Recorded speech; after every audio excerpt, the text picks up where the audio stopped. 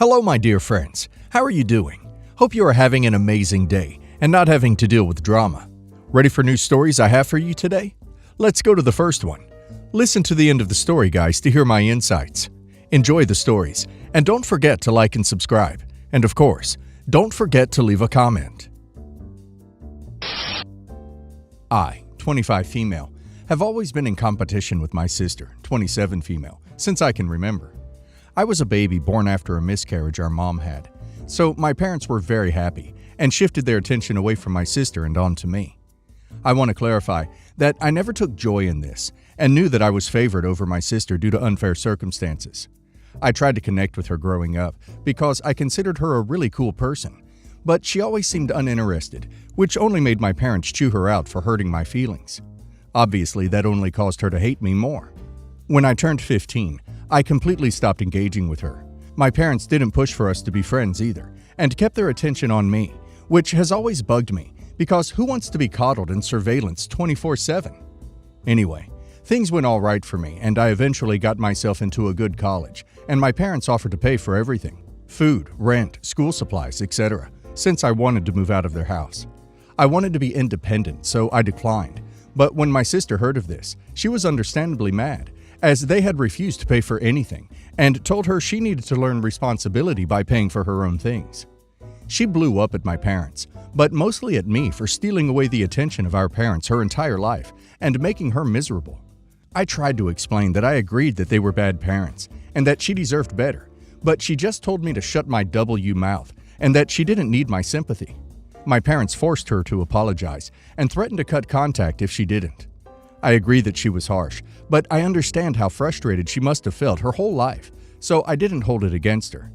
Since she didn't have much of a support system other than them, she sent me a super long apology over text and tried to mend things, though it was obvious she only did it because she was forced to. During the first few months of college, I ended up meeting a guy named John, 26 male, and we started dating shortly after. Everything just clicked, and it seemed like he knew my every thought. At my 20th birthday party, I introduced him to my family, and everything seemed to go well. I kept my family and John separate because my parents were always super nosy, and my sister seemed extremely judgmental when I would bring company. This time around, she was super friendly though. Looking back, my sister was definitely a little too touchy with him, but I chalked that up to her just wanting to overcompensate to mend our relationship further. After I graduated, John ended up proposing, and I said yes as I was head over heels in love. We decided on having a wedding once we had secured good-paying jobs, and things seemed to be perfect between us. Flash forward to 3 weeks ago, and I got the most gut-wrenching message of my life. It was from my sister, telling me that she was pregnant, and it was John's. In addition to that, she sent screenshots of messages and explicit images between the two. They professed their love for each other multiple times, and John said that my sister was the best he'd ever had in his life, despite him saying the same to me. It had been going on for a majority of the years we'd been together. To say I sobbed my eyes out would be an insulting understatement. I asked her how she could do this to me, and she replied, "Now you know how it feels to get your whole life ripped away from you. He loves me more, and I'll make sure he leaves your sorry butt for me and our baby. Go cry to our parents and see if I care," and then blocked me before I could respond. I screenshotted a lot of it before she did. The jerk I used to call my fiancé came home hours later from work and saw me crying. He begged to know what was wrong and tried to comfort me, but I blew up at him and kicked him out. It's my apartment that we share. He admitted to the affair over text and said he loved me, but loved my sister too, and had to be there for his child, so the engagement was off. His brother came and took all his stuff, and he hasn't even given me an apology for any of this. I've been crying for basically a month straight, and all I want to do is beat the living crap out of my sister, but I know I would go to jail, especially since she's pregnant. I used to look up to her so much and thought that things were finally looking up, but then she decided to backstab me. And for what? Mommy and Daddy's love that I never wanted in the first place? I barely even like my parents either because of their behavior, but I'm the villain? For duck's sake, you'd think an almost 30-year-old woman would seek therapy or talk to me directly about her resentment. But no. She had to sabotage my life for the sake of hers being crap. I can't even feel any sympathy for her anymore, and I just want to go away forever. I've had extremely alarming thoughts, but I've just resorted to locking myself in my room all day since I work remotely, and it's calmed down in the last few days. My sister unblocks me occasionally to keep rubbing it in my face that he chose her over me, sending pictures of them together and her baby bump. I've already blocked her to make sure she leaves me alone. She's a grown woman, for God's sake, gloating like a child. If he's willing to cheat on me for so long, I feel incredibly bad for their baby, but definitely not for her. I haven't told my parents yet, and I'm unsure even how to go about it. They'd 100% take my side, but they aren't good people, so I don't want their crappy support. I haven't told my friends, and I don't have a therapist. I want to tell someone, but this is so incredibly humiliating that I can't bring myself to do much but cry and drown myself in work. I saw myself growing old with him and having my sister as a bridesmaid. Like, I really thought we'd grown past our issues. But now they're both together and left me to fend for myself. Again, this is so damn humiliating, but I need to talk to someone. I don't think OP's sister is in love with him, but in love with how much pain this is causing OP. Well, OP will find someone else, and I think she dodged a bullet with her ex. My advice would be to change phone numbers, move houses, and cut contact with all of them. None of these relationships are healthy for OP. And now let's see if the community agrees with me. Fruit Parfait says, bullet dodged. If not your sister, he would have cheated on you with someone else. At least you weren't married with kids yet. Wash your hands of all of them, block them, and continue on. Surround yourself with actual good people and friends. And also, yes, find a therapist. It was Dewey says, your sister just destroyed her whole life to duck with yours. You will move on from this. Her? She is stuck with the man she doesn't love, just the man she used, that she knows is a cheater. She is bringing her child into this. She will never be able to get past what she just did to herself. Is she going to brag about how she met him to her kid? His family knows who you are. This will follow her. Her whole life she has made about you, her childhood, her adult years, her future child's life. Venetian Harlequin says, honestly, you should thank her the next time she texts before you block her. Get under her skin once. Thank you for saving me. If he was tempted by you, it just means that he would have been tempted by someone else down the line, and I'm not stuck with someone who could be disloyal to me. I'm not tied to him by children, so I have a fresh, clean slate. I hope you two are so happy together. And then block. I, 24, am currently 34 weeks pregnant with my first. I've been hospitalized because I got gestational diabetes. I shared a room with another woman, Gina, who also had gestational diabetes. We started talking after visitor hours were over, and I found out she is going to be a solo parent. I felt sorry for Gina because no one came up to visit her, and it does get lonely in there, especially at night. So every time someone came to visit me, I made a point to introduce Gina and include her in any conversation I would have with my visitors, and share food with her. Because, let's face it, hospital food is terrible. I wouldn't wish it on my worst enemy. So, to the main part of the situation. My husband always visits me after work, and I did introduce them. He sometimes takes me out to eat on the weekends. I asked if it was okay if him and I could invite Gina, and he said he didn't mind. It was then I noticed Gina started asking him to do simple things like help her put her coat on, and helping her tie her shoes, and asking him to help her off her bed, or to get up out of a chair. She had no problem doing these things by herself before. Then, when I had a sore back, my husband gave me a massage. Gina also asked him for a massage, but he declined. She went quiet and ignored us for the rest of the visit. After, when he left, I apologized to her, but said it was inappropriate that she asked that from him. Gina started crying and saying she was sore too, and why can't she have a massage, and it's not fair. I said you made my husband very uncomfortable, and to please not do that again. Gina just flared up and started calling me nasty names, and screaming I was insecure, and the nurse came in and they had to calm her down. I absolutely refused to go back into the same room as her that night, and I was put in another room. Next morning, my husband came and I told him what happened. I told him not to help Gina anymore. He was shocked at her behavior and agreed. He took me out for a walk, and on our way down, we saw Gina, and she asked my husband for help to get up, and he politely declined, and we walked away.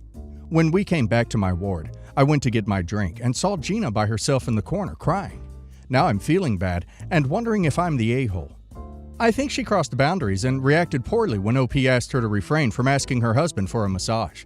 I understand it might be lonely and difficult to be a single expecting mom, but what she did was inappropriate. Grabbing a snack is one thing. Asking the spouse of another patient to treat you the same as their wife? She was inappropriate, and OP responded in a way that protected herself and her marriage. And now let's hear the community's opinion on the matter. Crocodile Zebra Milk says, "It was very nice of you to go out of your way to make sure that Gina wasn't alone. And it's unfortunate that she became that mouse that was given a cookie and asked for more. Not the a-hole. You gave her inches, and she decided to take miles. And she decided to double down and get offended when told she crossed a boundary. Normal people would get the hint and apologize. But she believes she has a right to demand things of your spouse, and that's not okay." Ducky818 says, "Not the a-hole. What Gina asked was inappropriate, and so was her response. She has some issues beyond being alone while pregnant. You chose your best bet, and that was to go no contact with her. You were not her medical team, nor her therapist or support system. You were nice, and she wanted more. No bueno." Skinny Iovec says, "Not the a-hole. I had a C-section. My son was moved to another hospital in ICU, and my roommate and her husband offered to help me as my husband was staying with baby. I took him up on that offer exactly once. I needed my Stanley filled. I never, ever would have asked her husband to wash my pump, even though he was washing hers, or to help me out of bed. Everyone needs boundaries, and she should have realized what they were without even saying anything, honestly." Bit of background. My brother and sister-in-law have 2 children currently, a 3-year-old and an 11-month-old. They have very recently, within the last 2 months, moved into their own place after being on the housing list for 4 years. Previously, they lived with my parents and me in our already very overcrowded house. Me and my boyfriend have been saving to move in together for the past year, and I've managed to save a good chunk of money, about £900, enough to pay for half of everything.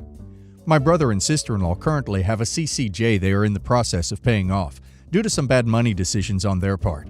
When they finally got offered a house, they didn't have the money to pay for anything that was needed, readily available, deposit, furniture, appliances, etc. So me and my mom helped them out. I loaned them £500 with the strict provision that they would pay it back. I made sure that when they were setting out their budget, that they included these repayments to me, over the course of 4 months, £125 a month. This was to start as soon as my sister-in-law started back to work. She was still on maternity leave. She was supposed to be going back to work next week. She works in a supermarket. Well, they FaceTimed me today to show me a positive pregnancy test with these words: "Guess what? You won't ever be getting your money back. We need the money to pay for your new niece or nephew." I just hung up on them. Then called them back 20 minutes later, after I had calmed down, to tell them that even though I was so happy they were having another baby, they still needed to stick to the planned payback. Sister-in-law said that I was being selfish, and that the money she will be earning when she's working again will be used to buy things for the baby. I got angry again, and we argued for a while before she hung up, saying, "Well, you won't be seeing the money, so just forget about it." Now my family are all annoyed at me and saying that I need to forget about the money because their need is greater than mine, despite them knowing that I saved hard for that money, and the only reason I had it sitting there waiting was because I was waiting for my boyfriend to save up enough to match my contribution. If he had saved enough then, the money wouldn't have been available for them to use. Me and my boyfriend have resigned ourselves to the fact that we would have to wait an extra 6 months before moving out. But now it is going to be much longer, because I have to save again. Am I the a-hole for being angry and thinking even though they are pregnant, they need to pay me back? Oh, the nerve to tell OP she is never seeing her money again. It's an expensive lesson to learn, but now OP knows not to help them monetarily ever again. And OP isn't angry they're having a baby. OP is angry they're defaulting on their loan. And now let's hear the community's opinion. Disquithbunt says, "You just took a course that cost £500 to learn that your brother and his wife are a-holes. Expensive lesson, but one you will never forget. Unless your family wants to pay the loan back for your brother, they can shut the duck up. Categorically not the a-hole." Teresa JS says, "Not the a-hole. You were never going to get your money back because your brother and sister-in-law are crap with money. Stop gifting them anything and don't do anything for them. In other words, don't lend them money, don't give them money, don't buy lavish items for the siblings, and don't babysit for free. For gift occasions, buy modest gifts for the siblings. Books are almost always a good idea, but don't let them or other family sucker you into paying for nappies or formula or anything. Their kids, their responsibility." A little background. My mother-in-law is a nice lady, and we've always gotten along well. In early November, we asked her and my father-in-law where they would like to have Thanksgiving and Christmas, our place, their place, or one here and one there. As a side note, we live in the same town a few miles apart. Mother-in-law said she wanted to have both holidays at our house, since they're staying at an Airbnb for the next few months while their house is renovated. We agreed I would take care of Thanksgiving dinner, and she would make her awesome soup for Christmas. Thanksgiving arrives. I had spent the last 36 hours preparing a turkey and all the sides and dessert. She arrives with one of her specialty dishes that is essentially a meal in itself, and there's enough to feed everyone and give everyone 3 to 4 days worth of leftovers. She had everyone else in my husband's family eat that almost exclusively and hardly touched the food I prepared. Don't get me wrong, it was delicious, but so was my food, and I wouldn't have slaved away in the kitchen preparing all my food had I known she was going to make and bring her meal. I think she was trying to surprise us, but I felt like she hijacked what was supposed to be my first time completely preparing and hosting Thanksgiving dinner. Fast forward to today. My husband tells me, "Hey, my mom said she wants to have Christmas over at the Airbnb because it's going to be too much hassle to transport the soup." I got upset because she, decided we were going to have Christmas here. I've already spent a ton of time putting up a Christmas tree and decorating the house and getting things ready to host everyone here. She has no tree or decorations at the Airbnb and is not planning on putting any up. I told my husband I feel like his mom is trying to hijack Christmas like she did Thanksgiving. This was news to him, as I chose to keep my mouth shut and not say anything about how I felt about what happened on Thanksgiving. He flew into a rage and accused me of talking crap about his mom. The few other times over the years that I have disagreed with her, in private between my husband and I, he has never taken my side and has always acted like his mother is a saint who can do no earthly wrong. He started cursing at me, and it led to a big fight, and now he's not speaking to me. Royal Basil 19 says, "Not the a-hole. You have a much bigger problem, which is your husband. Flying into a rage and screaming verbal aggression at you is not a normal reaction to a mildly snarky comment. Maybe you could give Why Does He Do That by Lundy Bancroft a look through, and see if anything in that book sounds familiar. As for the food thing, yeah, she hijacked Thanksgiving. Bringing a casserole is one thing, but bringing enough for 3 to 4 days of leftovers? That's nuts. And I come from a culture where it's rude to show up without food. She went back on the deal about Christmas without consulting you or thinking of the time and money that's gone into preparations. That's obnoxious and inconsiderate of her. At worst, she did it on purpose for some weird power play, knowing her son would defend her. At best, she's just clueless and thoughtless." Curious One says, "Not the a-hole, mostly.